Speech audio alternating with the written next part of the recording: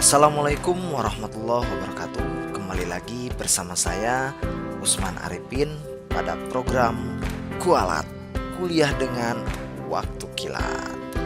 Kali ini kita akan bahas materi kalkulus untuk submateri limit fungsi. Selamat menyaksikan.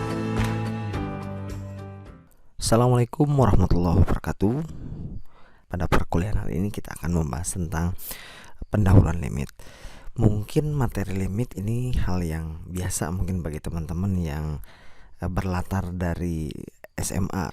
Ini dipelajari di jenjang sekolah menengah atas, dan fokus kita hari ini adalah membahas tentang pendahuluan. Jadi bahasa lainnya adalah mukodimah ataupun sebab terjadinya, asbabun nuzul tentang limit. Oleh karena itu, sebelum dimulai perkuliahannya, duduk yang manis, cari tempat yang nyaman, karena bahasan kali ini kita akan lebih membahas tentang hal-hal mendasar tentang konsep limit seperti itu. Oke, langsung saja. Nah, pertama, kenapa sih kita harus belajar limit gitu ya? Ini yang jadi pertanyaan adalah, dan ini juga akan menjadi pertanyaan berantai manakala teman-teman akan menjadi seorang guru ya, nanti siswa-siswanya, Bu, kenapa kita harus belajar ini sih? Nah, seperti itu ya. Nah, perlu kalian ketahui bahwa beberapa penerapan limit dalam bidang sehari-hari atau dalam kehidupan sehari-hari, itu limit itu memberikan kontribusi bagi berbagai disiplin ilmu ataupun dalam bidang ilmu, seperti salah satunya adalah bidang kedokteran.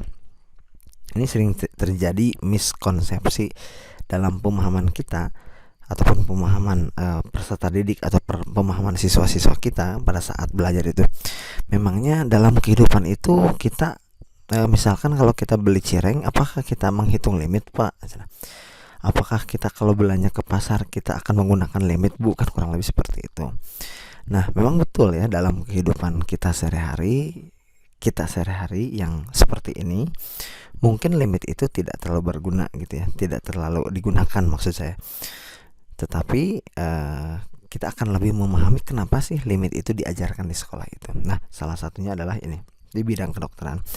Limit itu dapat menghitung kerusakan jantung yang ditampilkan dalam bentuk USG. Nah, ini juga sering ditanyakan lagi oleh siswa-siswa kita. Memangnya betul gitu seorang dokter harus bisa limit gitu ya? Dokter itu harus bisa limit ya gitu. Masa sih gitu? Mau memeriksa orang gitu harus ngitung limit dulu? Ya, enggak seperti itu. Perlu teman-teman ketahui bahwa di sini bahwa konsep limit itu bisa menghitung kerusakan jantung. Dokter itu menghitung atau melihat kerusakan jantung, kerusakan organ-organ itu tentunya menggunakan sebuah alat. Nah, alat ini, USG ini, itu kenapa dia bisa menghitung kerusakan jantung? Tentu ada programnya, ya, ada programnya. Nah, programnya apa? Yaitu menggunakan salah satunya menggunakan konsep limit.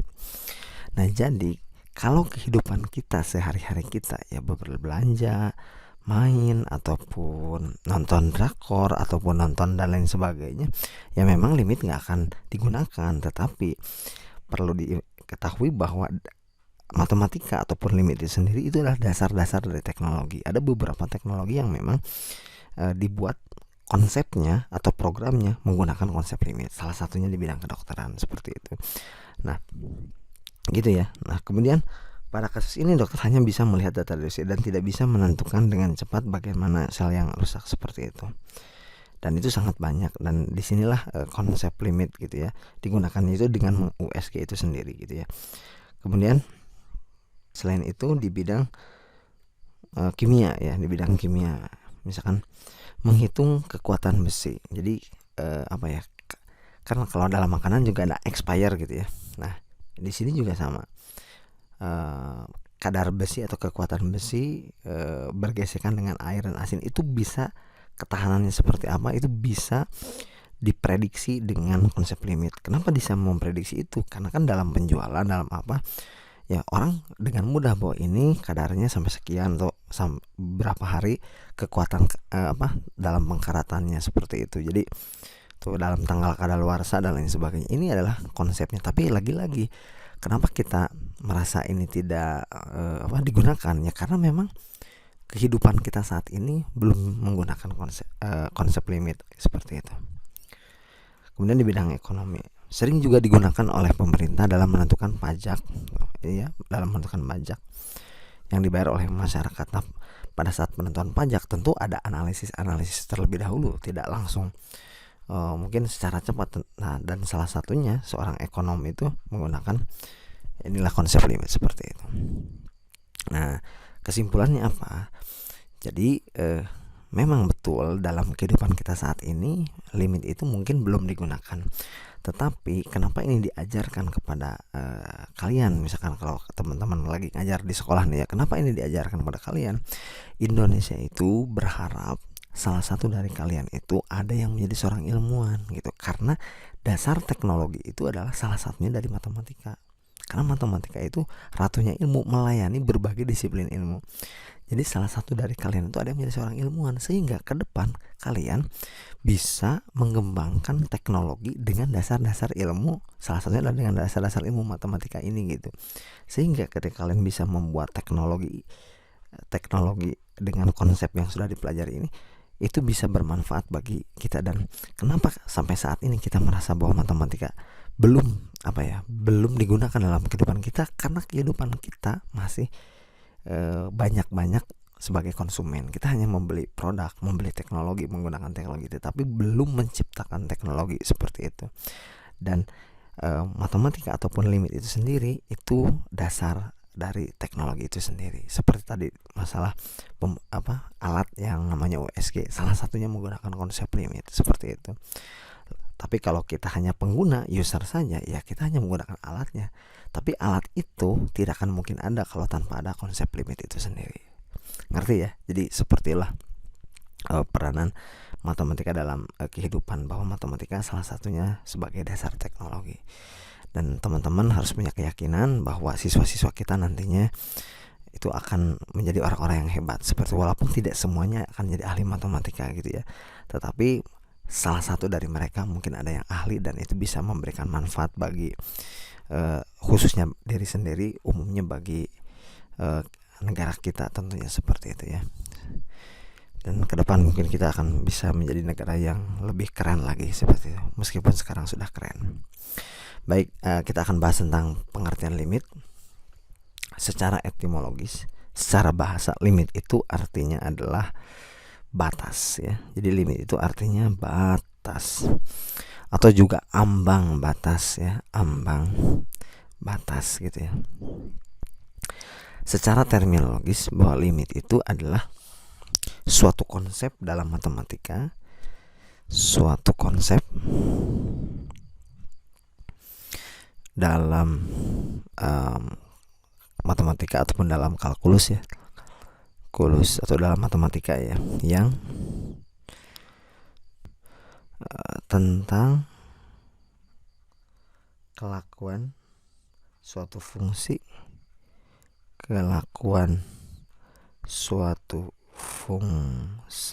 mendekati titik masukan tertentu.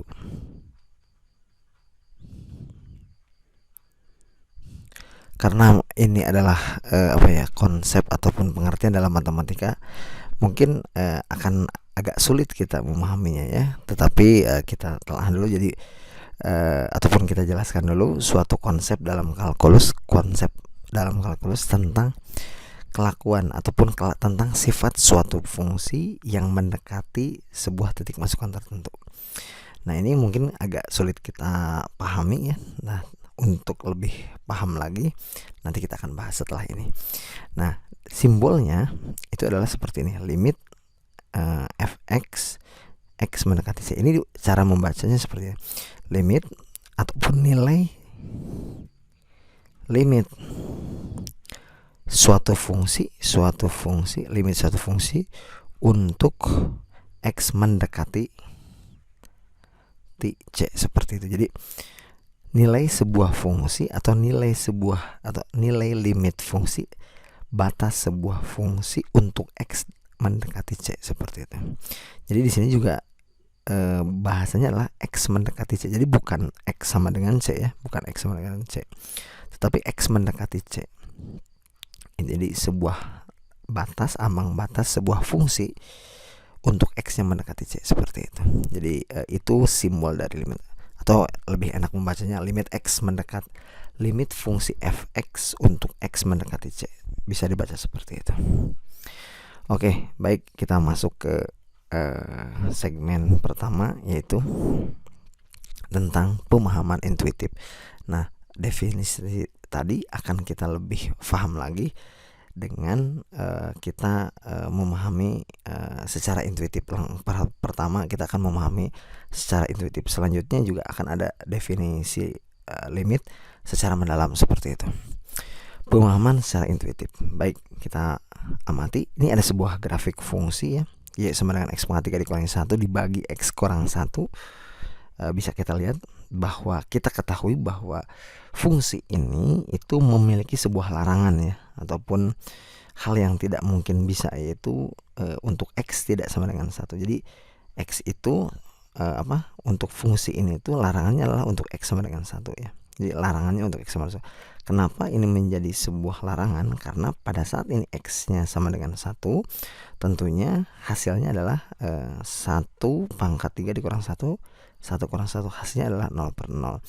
Dalam sebuah bilangan bulat ataupun dalam sebuah bilangan, ketika penyebutnya 0 itu kita sebut dengan tidak terdefinisi, atau mungkin kita boleh menyebut dengan tak tentu ataupun tak terdefinisi. Kenapa? Karena penyebutnya 0. Jadi semua fungsi ini ada nilainya kecuali untuk X sama dengan 1 ya. Jadi berapapun X-nya, ataupun kita kenal kemarin ya, ada materi domain fungsi. Domain fungsinya itu adalah X di mana X anggota bilangan real untuk X tidak sama dengan 1. Artinya fungsi ini itu nggak bisa ataupun tidak bisa untuk X sama dengan 1. Makanya tadi saya sebut ini adalah larangannya, gitu ya. Nah, tapi di sini matematikawan ataupun ahli matematika masih penasaran gitu ya, kan biasanya orang semakin dilarang semakin penasaran gitu ya. Nah, jadi X sama dengan 1 tuh nggak boleh gitu, nggak bisa gitu. Nah, tapi penasaran gitu, kira-kira kalau X-nya 1 bisa nggak kita cari nilainya, meskipun kenyataannya X sama dengan 1 itu tidak bisa karena penyebutnya 0, seperti itu ya. Jadi ya kalau kita kira-kira fungsi ini berapa sih nilainya, berapa sih Y-nya ketika X-nya sama dengan 1, kita kira-kira gitu, ataupun kita bahasa lainnya, makanya di sini judulnya adalah pemahaman intuitif ya, ataupun intuisi, seperti itu ya. Oke. Nah, untuk mengetahui atau untuk mengira-ngira ataupun untuk memperkirakan X sama dengan 1 tuh nilainya berapa sih gitu ya. Ya, maka dari itu kita akan dekati 1 dari kanan misalkan ya, 1,25 nih misalkan ya. Nah, ini kan batasnya ya, X1 nya itu ini kan dipertanyakan ya, berapa sih nilainya ya, masih nggak tahu ya, tidak terdefinisi. Nah, kalau kita kira-kira ini berapa sih nilainya gitu. Nah, oleh karena itu kita dekati dari kanan. Ini adalah 1,25, hasilnya 3,8, 1,1 3,3, 1,01 3,03, 1,01 3,03. Nah, artinya apa? Ini kalau kita hitung lagi, misal kalau kita teruskan ya, 1,00001 seumpama, berarti ini adalah apa? 3,0000 sekian lah, dan pasti ujungnya sebuah angka. Artinya angka ini kalau kita bulatkan, ataupun angka ini itu adalah hasilnya adalah dekat-dekat dengan 3 ya, mendekati 3 gitu ya. Jadi ketika X-nya di kanan 1 ya, tapi nggak jauh, di kanan 1 dekat-dekat 1 gitu ya, itu hasilnya mendekati 3. Kemudian kita dekati 1 itu dari kiri, mulai dari 0,75, ini agak jauh ya, 2,3, 2,7, 2,9. Kalau 0,99, 2,97. Ini juga 2,997 itu adalah mendekati 3, seperti itu. Apalagi kalau 0,99999, ini pasti hasilnya adalah 2,999 dan seterusnya, atau belakangnya nanti 7 seperti itu. Nah, selanjutnya kalau kita visualisasikan dalam bentuk grafik ya jadi seperti ini ya. Dan ingat bahwa untuk X sama dengan 1 itu fungsinya tidak terdefinisi. Tapi kalau X-nya dekat-dekat 1, nah perhatikan ya, memang sih X sama dengan 1 kan nggak ada ya. Tetapi kalau X-nya mendekati 1, itu ada hasilnya. Jadi 1 nggak bisa, tapi kalau dekat dengan 1 itu bisa. Nah, ketika X-nya dekat dengan 1, maka hasil fungsinya atau hasil limitnya, hasil ambang batasnya, itu hasilnya berapa? Hasilnya adalah apa? Mendekati 3 gitu ya. Jadi ketika hasilnya mendekati, ketika X-nya mendekati 1, untuk fungsi X pangkat 3 dikurang 1 dibagi X kurang 1, hasilnya itu adalah mendekati 3 gitu ya. Seperti itu. Nah, pemahaman seperti ini, konsep ini disebutnya konsep limit, atau kita tulis seperti ini, limit X menuju 1 untuk fungsi X pangkat 3 dikurang 1 dibagi dengan X kurang 1, limit fungsi X pangkat 3 kurang 1 dibagi X kurang 1 untuk X dekat dengan 1, itu hasilnya adalah apa? Mendekati 3, seperti itu. Jadi ini disebut dengan konsep limit. Jadi sekali lagi, ini bukan X-nya sama dengan 1 ya. Jadi ini X, ini dibacanya menuju 1, X mendekati 1 ya. Jadi ketika X-nya dekat dengan 1, hasilnya mendekati 3, seperti itu. Nah, itulah yang disebut dengan konsep limit. Jadi limit itu bukan nilai yang asli ya, bukan nilai asli, bukan nilai pasnya gitu, tetapi nilai yang mendekatinya. Itulah yang disebut dengan konsep limit. Jika X mendekati 1, maka hasilnya mendekati 3. Jelas ya untuk. Jadi kita simpulkan bahwa limit fungsi X pangkat 3 kurang 1 dibagi X kurang 1 itu untuk X mendekati 1, hasilnya mendekati 3 gitu ya. Jadi bisa kita secara intuisi, secara feeling ya, secara perkiraan. Jadi kayaknya kalau X-nya 1 gitu ya, X-nya 1 itu kayaknya hasilnya 3 deh gitu. Karena ketika didekati itu hasilnya adalah dekat dengan 3 gitu ya. Tetapi sekali lagi ya, kalau X tepat 1 memang tidak bisa ya. Tapi kalau kita kira-kira gitu atau kita gunakan feeling, rasa-rasanya kalau X-nya 1 itu kayaknya 3 deh gitu. Mungkin itulah yang disebut konsep limit ataupun limit secara intuitif ya. Jadi X-nya dekat 1 berarti hasilnya dekat dengan 3. Nah, kalau secara aljabar gitu ya, ini kan secara intuitif ya, secara feeling gitu ya. Jadi limit X menuju 1, X pangkat 3 dikurang 1, kemudian X dikurang 1 gitu ya. Nah, kalau secara aljabar kita bisa tuliskan seperti ini. Limit X mendekati 1. Nah, X pangkat 3 yang kita faktorkan ya, X kurang 1 dibagi X kuadrat tambah X tambah 1 dibagi dengan X kurang 1. Nah, ini kenapa bisa difaktorkan seperti ini? Ini ada berbagai macam cara ya. Bisa menggunakan pembagian bersusun ataupun dengan pembagian Horner ya, yang pernah teman-teman pelajari sebelumnya. Jadi ini kan X pangkat 3, X pangkat 2, X pangkat 1, X pangkat 0. X pangkat 3 koefisiennya 1, 0, ini 0. Kemudian X pangkat 0-nya adalah min 1. Ini pembaginya, atau ini kan X-nya menuju 1 ya, kita faktorkannya dengan 1. Berarti kan 1 kali 1 adalah 1, 0 tambah 1, 1, 1 kali 1 adalah 1, 1. Ini 1 gitu ya, dan ini adalah 0. Nah, artinya hasil baginya adalah X kuadrat tambah X tambah 1. Artinya ini adalah 1 itu adalah kalau X kurang 1 dikali X kuadrat tambah X tambah 1, itu hasilnya adalah X pangkat 3 min 1. Sehingga ini X pangkat 3 dikurang 1 adalah faktornya ini gitu ya. Seperti, atau juga menggunakan rumus bisa ya. Silahkan cari rumusnya. Nah, ini kan, nah kemudian ini kita coret ya bahasanya gitu, mungkin biasa aja ya. Berarti limit X mendekati 1, X kuadrat tambah X tambah 1. Nah, kemudian di sini X-nya mendekati 1 ya, berarti kita substitusikan, berarti 1 kuadrat tambah 1 tambah 1, berarti hasilnya adalah 3, seperti itu. Jadi hasilnya sama ya. Ini secara intuitif menggunakan gambar, dan ini secara aljabar, seperti itu. Nah, jadi ini hasilnya apa?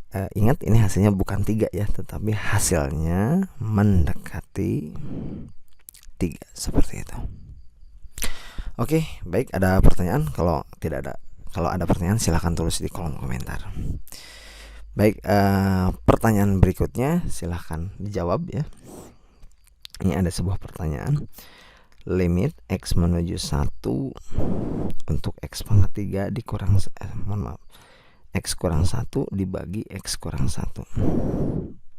Itu hasilnya berapa? Gitu ya. Ini limit x menuju 1, x kurang 1 per x kurang 1, itu hasilnya berapa? Tentukan, ataupun ini dijawab ya, silahkan di kolom komentar berapa hasilnya, dan alasannya apa gitu ya. Harus ada alasannya apa, seperti itu gitu ya. Silahkan ini dijawab ya, nanti ditulis di kolom komentar. Baik, selanjutnya untuk lebih memahami lagi tentang limit, ini muncul sebuah teorema ya dari apa yang kita tadi lakukan percobaannya. Ini muncul sebuah teorema. Limit fungsi f(x) untuk x mendekati c sama dengan L jika dan hanya jika, nah ini jika dan hanya jika ya, limit x menuju c, ini plus, itu bukan dibacanya plusnya, ini x mendekati c dari kanan ya, mendekati c dari kanan ya, dari kanan sama dengan L, dan limit fx untuk x mendekati c, ini bukan minus ya, ini artinya dari kiri, itu sama dengan L. Oke, saya ulangi lagi. Jadi sebuah limit fungsi fx untuk x dekat dengan c menghasilkan L atau mendekati L, itu syaratnya adalah apa? Limit x mendekati c dari kanan dan dari kirinya itu sama, gitu ya. Atau dengan bahasa sederhananya, sebuah limit itu ada hasilnya L, ada hasilnya sekian kalau limit dari kanan dan dari kirinya sama, gitu loh bahasa sederhananya. Misal kita lihat limit x mendekati min 3 fx ya. Coba perhatikan, ini kan 3 ya. Oke. Nah, sebelum kita menjawab ini, pertama kita harus uji dulu. Lihat di sini.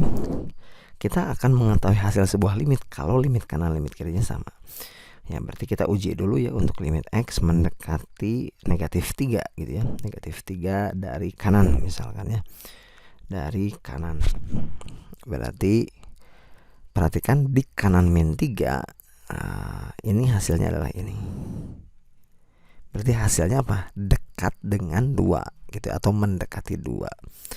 Nah, kemudian limit x mendekati 3 dari kiri, fungsi fx ya, fx-nya ya apalah yang nanti tergantung ya, ini ada grafiknya. X dari mendekati min 3 dari kiri, nah sebelah kiri min 3 itu juga hasilnya adalah apa? Dekat-dekat dengan 2 atau mendekati 2 gitu. Ini 2 itu adalah artinya mendekati 2. Nah, karena limit kanan dan limit kirinya sama, maka nilai limit x mendekati 3 saja ya, tanpa kanan kiri ini ya. Limit x mendekati min 3 itu hasilnya adalah 2, seperti itu. Karena kenapa ini ada hasilnya? Karena limit kanan dan limit kirinya sama. Kemudian untuk min 1 kita lihat, ini agak cepat saja. Untuk min 1 itu hasilnya min 4. Untuk 1 dari kanan, min 1 dari kanan juga hasil mendekati 4, sehingga kita tulis bahwa ini hasilnya adalah 4. Nah, sekarang kita lihat yang mendekati 1 ya.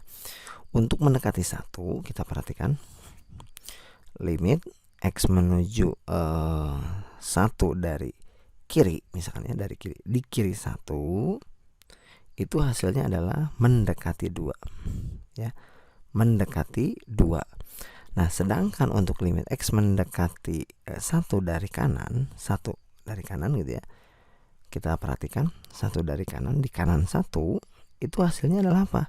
Mendekati 4. Nah, dari kiri negatif 2, dari kanan negatif 4. Nah, maka untuk nomor 3 ini berarti limitnya tidak ada. Jadi ini tidak ada nilai limit. Kenapa? Karena limit kanan dan limit kirinya berbeda seperti itu. Nah, jadi syarat sebuah limit itu adalah apa?